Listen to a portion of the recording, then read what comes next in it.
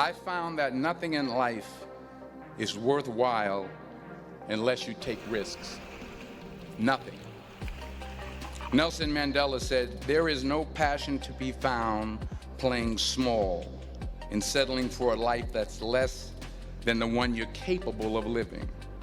Now, I'm sure in your experiences in school and applying to college and picking your major and deciding what you want to do with life, I'm sure people have told you to make sure you have something to fall back on. Make sure you got something to fall back on, honey. But I never understood that concept, having something to fall back on. If I'm going to fall, I don't want to fall back on anything except my faith. I want to fall forward. I figure at least this way I'll see what I'm going to hit. Fall forward. This is what I mean. If you want to change the world, sometimes you have to slide down the obstacles head first. So if you want to change the world, don't back down from the sharks. Reggie Jackson struck out 2,600 times in his career, the most in the history of baseball. But you don't hear about the strikeouts. People remember the home runs. Thomas Edison conducted 1,000 failed experiments. Did you know that? I didn't know that. Because the 1,001st was the light bulb. Fall forward. Every failed experiment is one step closer to success. You've got to take risks, and I'm sure you've probably heard that before, but I want to talk to you about why that's so important. I got 3 reasons, and then you can pick up your iPhones. First, you will fail at some point in your life. Accept it. You will lose. You will embarrass yourself. You will suck at something. There's no doubt about it. And I know that's probably not a traditional message for a graduation ceremony, but hey, I'm telling you, embrace it, because it's inevitable. But I continued to fail and fail and fail. But it didn't matter, because you know what? There's an old saying, you hang around the barbershop long enough, sooner or later you're going to get a haircut. So you will catch a break, and I did catch a break. Last year, but do you have the guts to fail? Here's my second point about failure. If you don't fail, you're not even trying. I'll say it again. If you don't fail, you're not even trying. My wife told me this great expression. To get something you never had, you have to do something you never did. Les Brown's a motivational speaker. He made an analogy about this.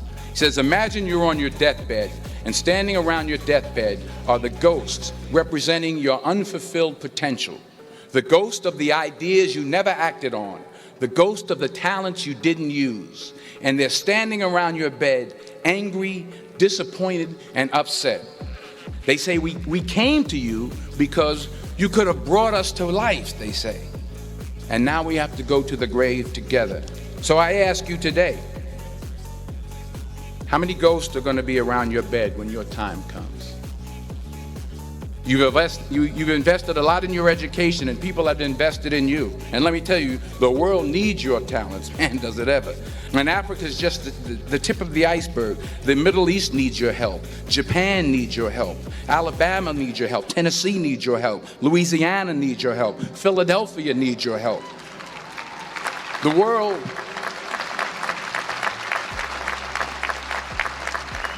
world needs a lot, and we need it from you.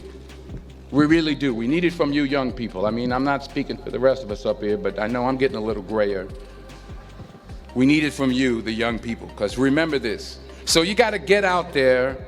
You got to give it everything you got, whether it's your time, your talent, your prayers, or your treasures. Because remember this.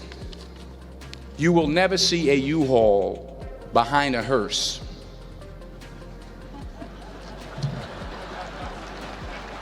I'll say it again. You will never see a U-Haul behind a hearse. You can't take it with you. The Egyptians tried it, and all they got was robbed. So the question is, What are you going to do with what you have? I'm not talking about how much you have.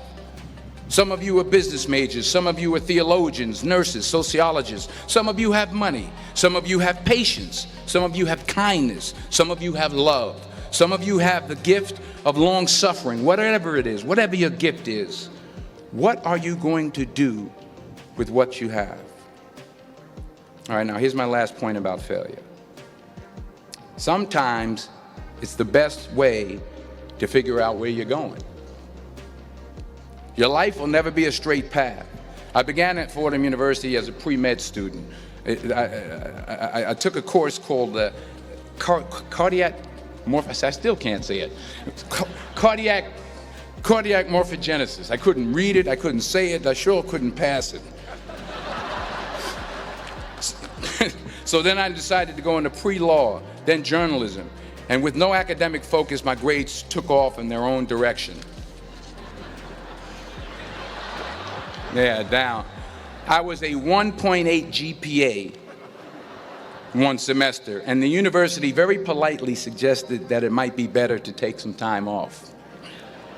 I was 20 years old. I was at my lowest point.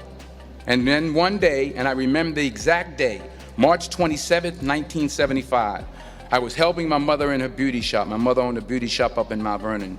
And there was this older woman who was considered one of the elders in the town. And I didn't know her personally, but I was looking in the mirror, and every time I looked at the mirror, I could see her behind me, and she was staring at me. She just kept looking at me. Every time I looked at her, she kept giving me these strange looks. So she finally took the dryer off her head and she said something I'll never forget. First of all, she said, "Somebody give me a piece of paper, give me a piece of paper."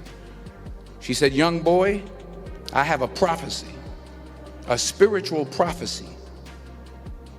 She said, "You are going to travel the world and speak to millions of people." Now, mind you, I'm 20 years old, I'm flunked out of school. In fact, like a wise ass, I'm thinking to myself, maybe she's got something in that crystal ball about me getting back into school next fall. But maybe she was on to something, because later that summer, while working as a counselor at a YMCA camp in Connecticut, we put on a talent show for the campers. And after the show, another counselor came up to me and asked, "Have you ever thought about acting? You're good at that." So when I got back to Fordham that fall, I got in and I changed my major once again for the last time. And in the years that followed, just as that woman prophesied, I have traveled the world and I have spoken to millions of people through my movies. Millions who up till this day couldn't see me, who up till this day I couldn't see while I was talking to them, and they couldn't see me, they could only see the movie. They couldn't see the real me. But I see you today, and I'm encouraged by what I see. And I'm strengthened by what I see. And I love what I see. If you want to change the world, you must be your very best in the darkest moments. If I have learned anything in my time traveling the world, it is the power of hope. The power of one person, a Washington, a Lincoln, King, Mandela, and even a young girl from Pakistan, Malala. One person can change the world by giving people hope. So if you want to change the world, start singing when you're up to your neck in mud. You'll see what I mean about taking risk or being willing to fail. Because taking risk is not just about going for a job. It's also about knowing what you know and what you don't know. It's about being open to people and to ideas. And I can't think of a better message as we send you off today. To not only take risks, but to be open to life, to accept new views, and to be open to new opinions. To be willing to speak at a commencement at one of the best universities in the country, even though you're scared stiff. While it may be frightening, it will also be rewarding. Because the chances you take, the people you meet, the people you love, the faith that you have, that's what's going to define you. So members of the class of 2011, this is your mission. When you leave the friendly confines of Philly, never be discouraged, never hold back, give everything you got, And when you fall throughout life, and maybe even tonight after a few many glasses of champagne, remember this: fall forward.